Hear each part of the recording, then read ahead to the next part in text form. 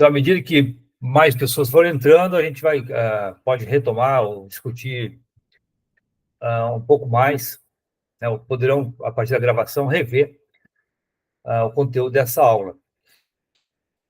Então, aqui o que eu trouxe para você, para a gente discutir um pouquinho, é essa análise do campo elétrico num ponto P, né, nessas duas situações, né, quando o raio é infinito e quando o ponto, onde está calculando o campo, ele está no infinito. O que nós discutimos na última aula, nossa aula síncrona, foi a questão do cálculo, né, do campo elétrico de um fio ou de cargas, né, dispostas aqui ao longo de uma linha, que eu coloquei na direção X, e calculamos o campo nesse ponto P, que está perpendicular, aqui na direção perpendicular, à distribuição de cargas. E esse fio ele tem um comprimento L. Então, o sistema de referência foi colocado exatamente no centro da distribuição, para explorar a simetria da distribuição. Então, ficou de... Opa, chegando mais alguém. Então, nós ficamos com uma distribuição de 0 a mais L sobre 2 e de 0 que é a menos L sobre 2. Certo? E nós então, discutimos isso na última aula, né, como calcular esse campo usando o princípio da superposição. E chegamos nessa expressão que está circulada em vermelho. Então, o campo total do ponto P, esse EP, o vetor campo elétrico, está na direção J, então ao longo da direção Y, e tem esse módulo, que é esse K lambda L, dividido por A raiz quadrada de L quadrado sobre 4 mais Azinho ao quadrado. Esse Azinho, lembrando que é a distância a partir da distribuição até o ponto onde vamos calcular o campo elétrico. O L é o comprimento, e esse lambda é a densidade linear de carga, é a carga por comprimento, certo? Nosso dq dx. E aqui nesse problema, o lambda ele é constante, então é uma distribuição homogênea de cargas.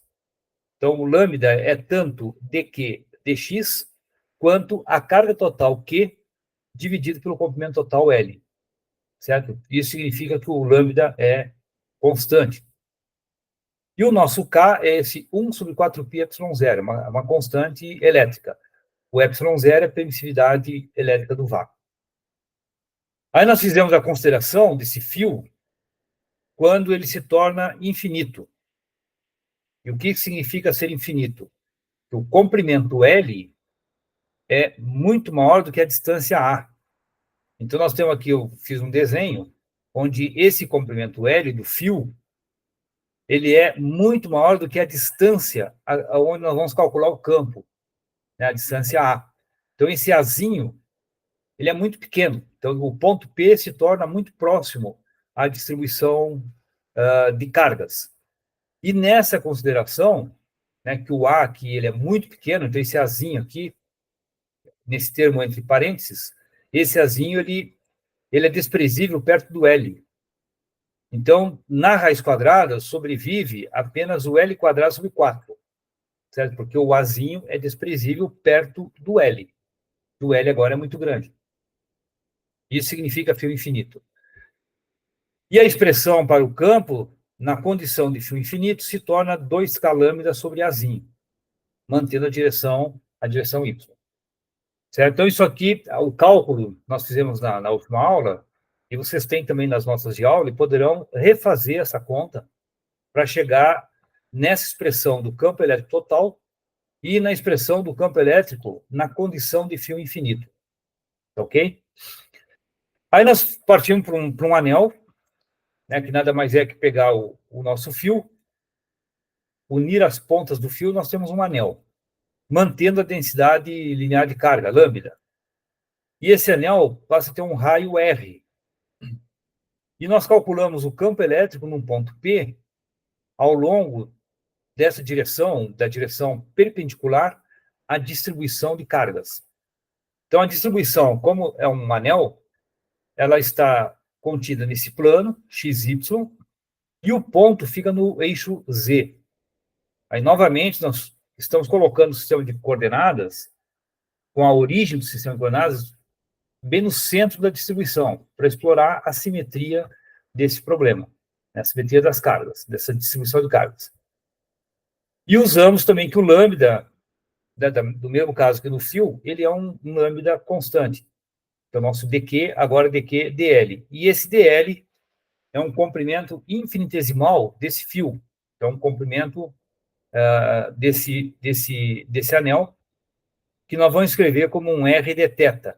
Dθ é o ângulo infinitesimal, então, no plano XY.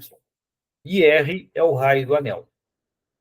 Fazendo isso, a gente chega na expressão do campo, que está circundado aqui em vermelho, que é 1 sobre 4πε0, a nossa constante, a carga total, que está nesse anel de cargas, o Azinho, vezes Azinho, que o Azinho é a distância da origem, né, do sistema de coordenadas, então do centro do anel até o ponto considerado P, dividido por A quadrado mais R ao quadrado na 3 meios.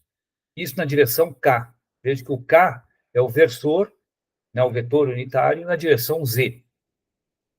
Então, essa foi a expressão que nós chegamos na última aula.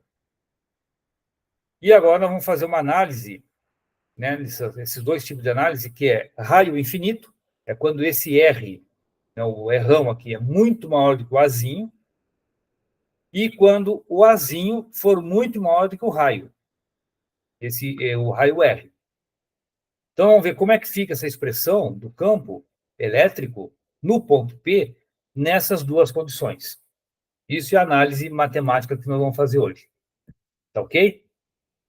Então, a primeira condição, né, dessa expressão, aqui é pegar 1 sobre 4πε0, lambda R. Detalhe, aqui nós expressamos o campo em termos da carga total, mas pode ser colocado também em termos do lambda, certa densidade linear de cargas. Então, fica lambda RA. Aqui apareceu, sumiu o lambda, apareceu um Q. Certo? Esse Q é a carga total. Obtida dessa forma, a carga total vai ser a integral do dq, dqzinho, que é a carga infinitesimal, dq é lambda dl, e a integral de lambda dl vira lambda, esse dl vira r de θ. Então, a integral fica a integral de lambda r de θ. A variável de integração, que o nosso θ, vai de 0 a 2π, que é a variável nesse plano, no plano XY, ok? Então, com isso, a carga total vai ser igual a lambda R 2π. Esse lambda sai da integral, o R sai da integral, e fica a integral de dθ de 0 a 2π é 2π. Então, no lugar de lambda R 2π, nós colocamos a carga total Q. Então, a expressão aqui em cima, que está lambda R 2π, que em termos de lambda, aparece agora um Q. Esse Q vezes Azinho. E o restante permanece igual. Tá ok? Então, a única diferença aqui é que a gente pode expressar o campo em termos de lambda ou em termos da carga total. As duas formas que são equivalentes. Então, vamos pegar uma delas e fazer a análise para a situação de raio, o anel com raio infinito. Então, de novo, o que é o infinito? Raio infinito. Essa dimensão R do anel, né, que aqui eu coloquei esse tracinho aqui, o vetor de posição aqui é em vermelho, esse raio é muito maior do que a distância, ou nós vamos calcular o campo total, que é a distância A. Então, o R, o raio, muito maior do que o Azinho. Essa é a condição que nós vamos aplicar na expressão do campo elétrico. Ok?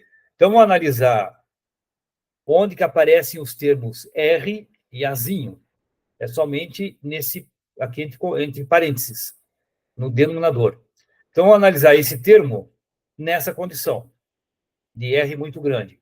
Então, quando o R é muito grande, a gente fatora esse R, a gente pode reescrever isso aqui como Azinho ao quadrado sobre R, sobre o raio ao quadrado mais 1, fatorou o R quadrado, e esse termo aqui vai a zero na condição de R muito grande. Essa razão vai a zero, fica R ao quadrado na 3 meios, isso vai dar R ao cubo. Então, essa expressão no denominador, o que está entre parênteses, vira R ao cubo. E em cima tem um Azinho. Então, Azinho sobre R ao cubo vai a zero, na condição de raio muito grande. Então, o campo elétrico tende a zero. Quando o raio vai para o infinito, o campo no ponto A tende a zero. Isso equivale a gente imaginar o seguinte: no centro desse anel, aqui é um anel de cargas positiva. Cada elemento de carga produz um campo divergente. Então, no centro, nós teremos vetores em todas as direções. Esses vetores estão apontando em todas as direções, eles possuem o mesmo módulo, né? Cada dq está na distância r, e o outro dq, do lado oposto aqui, está na mesma distância, então os módulos aqui são iguais. Os vetores de mesma direção, sentidos contrários, se cancelam. Então, vemos que a somatória total de todos os vetores será nula. Então, é razoável, né, bastante coerente, essa nossa conclusão nessa análise do campo indo para o infinito, o campo indo para zero, na condição de raio infinito. Se o raio for muito grande, significa que a distância onde estão calculando o campo total é muito pequena. E nessa condição, o campo no centro, né, no ponto A, ele vai a zero. Tá ok? Então, essa é a primeira análise a ser feita, né, nesse problema de anel, né, de cargas com uma densidade constante e um anel de raio infinito. A segunda condição é quando o ponto está no infinito. Então, se nós colocamos esse ponto P muito distante do anel, né, esse anel vai virar uma carga pontiforme. E na condição, então, de ponto no infinito, o campo elétrico total naquele ponto, no ponto P, ele tem que ser o campo de uma carga pontiforme. Então, nós vamos pegar o nosso cálculo aqui, a solução do campo elétrico produzido por um anel, e utilizar uma condição de A, essa distância, muito grande, perto do R. Então, quando o Azinho aqui for muito grande, perto do R, essa soma vai dar somente o Azinho ao quadrado. Elevado a 3.000 fica A ao cubo. Com o A que tem em cima, então, sobre aqui vai dar, no denominador, um A quadrado. Ok? E isso é o campo de uma carga pontiforme, que é o inverso do quadrado da distância, até o ponto onde está calculando o campo. Tá ok? Então, essas são as duas análises que ficou para ser feita a partir do cálculo do campo elétrico de um anel de cargas, que é essa situação aqui. Então, o cálculo do campo total dá essa expressão em termos de lambda, ou, equivalentemente, a expressão de baixo, essa daqui, em termos da carga total. A partir dessa expressão, vocês deverão analisar as duas situações. Anel infinito, vem que o campo vai a zero, e quando a distância, né, o ponto P, é colocado no infinito. Aí o campo elétrico se torna o campo elétrico de uma carga pontiforme. Tá ok? Alguma pergunta até aqui?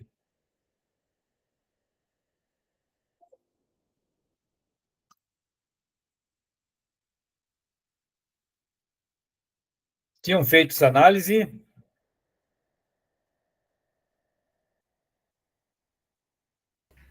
Professor, eu cheguei a fazer análise inclusive no livro do Tipler e do Mosca. Eles têm, eu acho que eles fazem uma análise dessa questão de um anel, né, numa carga num anel. E eu tinha ficado em dúvida mesmo naquela questão quando porque na aula passada, quando o professor colocou a questão do ponto indo para o infinito, né?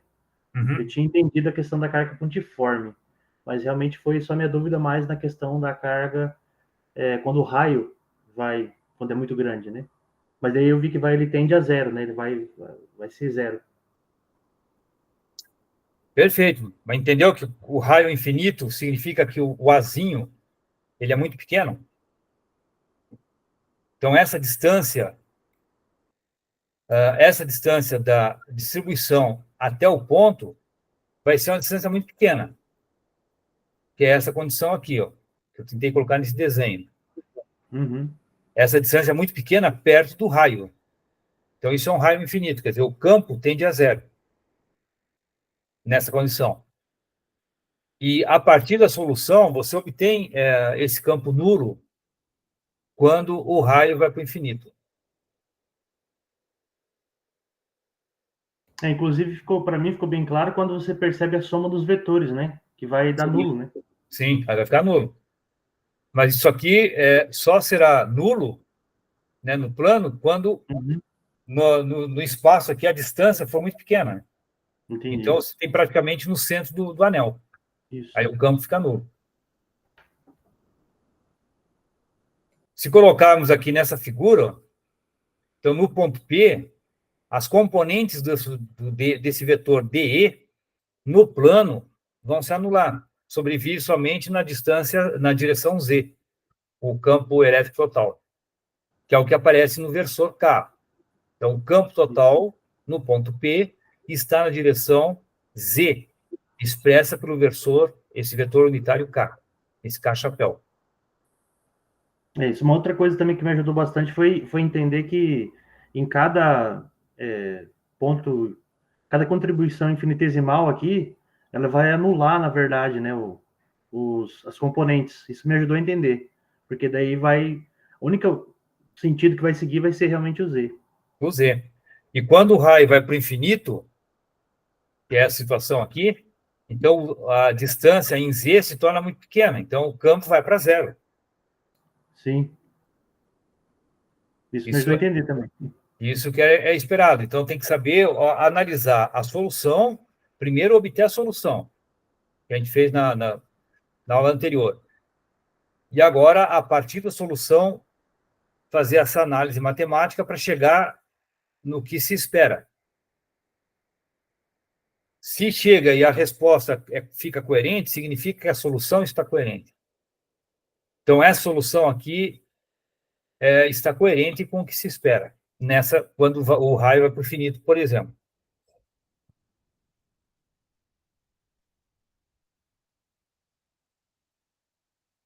Tá ok? Então, e uma outra... Deixa eu, então, aqui, a gente termina essa primeira parte. E eu vou começar a colocar para vocês uma segunda parte para discutir, então ver que a discussão é muito parecida,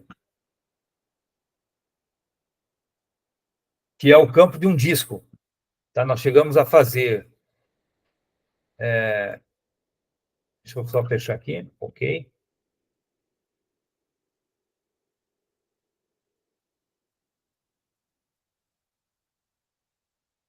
O campo elétrico de um disco. Então, um disco nada mais é do que infinitos anéis. Então, nós vamos olhar para esse disco, né, como constituído por infinitos anéis. Então, aqui nessa linha tracejada, isso aqui equivale a, por exemplo, um anel. Só que o anel agora tem um raio Rzinho. O Rzão é o raio do disco total. Então, aqui nós vamos ter duas integrais. Né? Vamos ter uma integral em θ e a integral em R. Certo? Em θ vai ser o análogo ao anel. E a integral em R vai de 0 ao Rzão, que é a integral agora no plano, para poder constituir o disco. Então, o que muda agora vai ser a nossa densidade de cargas, que é o sigma, que é uma densidade superficial de carga, é um dQ dA. dA é uma área infinitesimal, e dQ É a carga infinitesimal que está, né, contida nessa área infinitesimal. Então, o nosso sigma será constante, significa que a razão carga-área, se pegar a carga total pela área total, dará o mesmo resultado que o dQdA. Tá ok? Então, nós construímos aqui, fizemos a nossa construção vetorial, da mesma forma que foi feita lá no caso do anel, né? Constrói o vetor R, escrito dessa forma. Observe que aqui esse R dQ é um vetor de posição da carga infinitesimal dQ.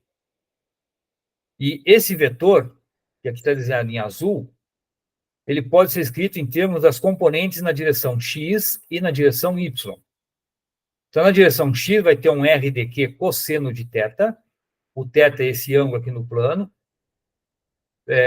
O ângulo entre o R dQ e o eixo x. Então, o vetor RDQ vai ter a componente RDQ cosseno de θ na direção I, mais o RDQ seno de θ na direção J, que é esse vetor que está escrito aqui, certo? O RDQ vai ser RDQ cosseno na direção I, mais RDQ seno de θ na direção J. O vetor que nos interessa é o vetor R, é esse vetor em vermelho, que é o vetor de posição da carga considerada até o ponto onde estamos calculando o campo. Então, nós temos que escrever esse vetor vermelho. Esse vetor, que é o vetor R, ele é escrito como um Azinho na direção K, que é o vetor RP. Então, vamos escrever esse vetor R como RP menos RDQ. O vetor preto menos o vetor azul é igual ao vetor vermelho. Certo? Então, esse vetor R vai ser o RP. Esse vetor RP é o vetor de posição do ponto P. Então, da origem até o ponto. Esse vetor nós vamos escrever como um Azinho na direção K, usando o vetor unitário, o versor K. Então, o vetor R fica AK menos, que é aquele menos lá, RDQ. O RDQ é tudo isso. Então, o vetor R é tudo isso daqui. Aí nós precisamos do módulo do R ao cubo. Como é que a gente determina esse R ao cubo? Primeiro, vamos fazer o módulo do vetor R. O módulo desse vetor é pegar o R ao quadrado igual à soma das componentes ao quadrado. Então, fica o Azinho ao quadrado, mais R dQ cosseno, tudo ao quadrado, mais R dQ seno ao quadrado. Fatório R dQ, e aí a gente tem que cosseno mais seno ao quadrado, isso aqui dá 1. Então, R quadrado fica A quadrado mais RDQ quadrado. Ou R é a raiz quadrada de A quadrado mais RDQ ao quadrado. Que a gente pode escrever como sendo esse termo aqui elevado a meio, certo? É a mesma coisa. A raiz quadrada é esse expoente meio. Então, o R vale isso daqui. R ao cubo, nós vamos elevar ao cubo os dois lados da igualdade. Então, fica R ao cubo igual o termo de parênteses elevado a 3 meios. E isso é o que a gente precisa para calcular aqui o nosso DE, que será aquele R ao cubo ali. Então, R ao cubo é essa expressão, que a gente põe aqui embaixo. E o DE, que é o campo infinitesimal no ponto P, esse vetorzinho verde, esse campo infinitesimal no ponto P, produzido pela carga dQ, é escrito dessa forma aqui, certo? Onde o dQ vai ser sigma dA. A carga infinitesimal será densidade vezes a área. É sigma dA, a área infinitesimal. Tá ok? Aí aplicamos o princípio da superposição, que é o campo total no ponto P, o campo EP, vai ser a integral de todos os DEs, todos os campos infinitesimais. O DE é escrito dessa forma, onde aqui apareceu o R vetor. Tá ok? Aqui anteriormente tem R vetor sobre R ao cubo. O R vetor é aquela expressão anterior. Tudo isso aqui, são 3 componentes. Então, a gente coloca aqui as 6 componentes, no lugar do R vetor, aparece esse termo aqui, são 3 componentes. Isso é o nosso DE. O E vai ser a integral de tudo isso. Então, vamos ter 3 integrais, certo? Aí, lembrando que a integral de cosseno vai aparecer que cosseno de θ, a integral de seno de θ, dθ. Então, a integral de seno e cosseno vai dar 0, de 0 a 2π.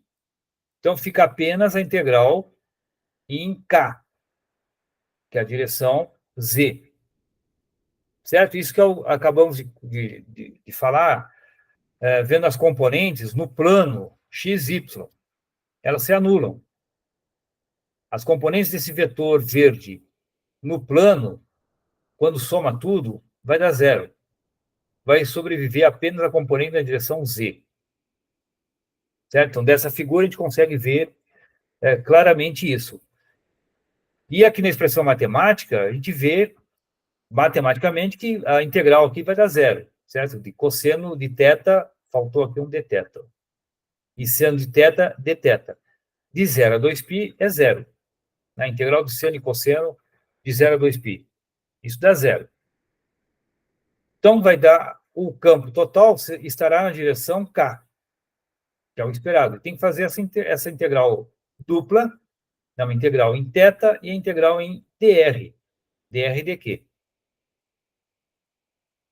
Essas integrais, aqui eu resolvi para vocês, mostrando como é que resolve, né, essas integrais.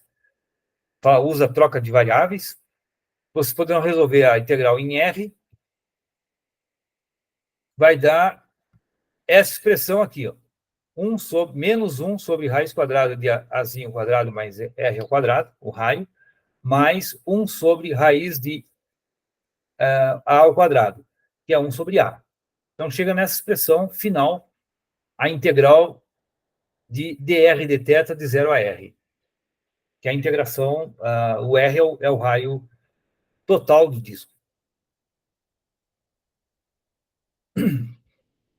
Então, aqui nós temos a expressão, né, do campo, vou colocar aqui o campo total em termos de sigma. É 2π sigma A, 1 sobre A, menos 1 sobre raiz quadrada de Azinho ao quadrado mais o raio ao quadrado. E a gente também pode colocar em termos da carga total do disco. Então, no lugar de sigma, agora vamos tirar esse 2π sigma, e vai aparecer aqui a carga total Q. E reescrever essa expressão de forma, né, fatora aqui o Azinho que está aqui embaixo, passa dividindo o R quadrado, então fica isso aqui, R quadrado sobre A. Esse Azinho que foi fatorado sai da raiz quadrada e simplifica com esse A que está aqui na frente. Tá ok? E aqui 1 sobre A, quando multiplica com esse A aqui da frente, vai dar 1. Então, a gente coloca nessa forma para poder analisar na condição de disco infinito. E distância também colocada no infinito, ponto P no infinito. Então, vamos analisar a partir dessa expressão, né, que se torna mais simples a análise, por poder comparar a relação entre esse R, que é o raio, e a distância A até o ponto onde estamos calculando o campo. Tá ok? Então, primeiro é determinar esse campo dessas duas formas, em termos de sigma ou em termos da carga total. E agora fazer a análise, né, nas duas situações, quando esse disco é infinito, então pegar o raio infinito aqui nessa expressão, e quando o ponto P estiver no infinito. Da mesma forma que a gente fez para o anel, agora faremos para o disco, essa análise para o disco. Tá ok? Então, essa análise, eu acho que posso deixar para vocês pensarem um pouco, senão a gente discute agora. O que vocês acham?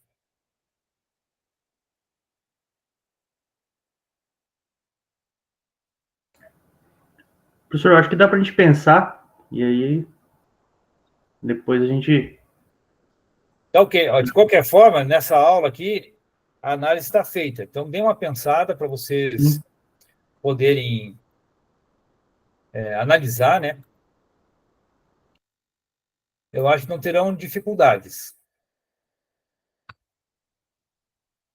De qualquer forma, na próxima segunda, se tiverem dúvidas, poderão perguntar para o monitor, né, para o preceptor, ou manda lá sei lá, no chat, lá nas dúvidas de vocês, que a gente pode discutir. Ou na próxima aula, na próxima segunda, a gente retoma essa discussão. Eu creio que se tiver alguma dúvida mais pontual, dá para mandar para o senhor lá no via Moodle, né? Isso, pode ser. Aí, se o professor achar pertinente, a gente pode tratar aqui na aula semana que vem, né? Perfeito. Pode ser sim. Tá ok? Então, vou aqui parar a gravação, vou deixar para vocês pensarem um pouco nessa análise no caso do disco. Tá? E refaçam aí o caso do anel e do fio. Então, já analisamos, fizemos 3 situações, que é o fio, um anel e um disco. Observe que todos eles com densidade, né, homogênea de cargas. Então, as densidades de carga são constantes. Na lista 3, da lista de exercícios, tem um exercício que a densidade não é constante. Então, isso fica como um desafio para vocês também pensarem a respeito. Tá bom? Beleza, professor. Então, aqui eu vou encerrar essa gravação.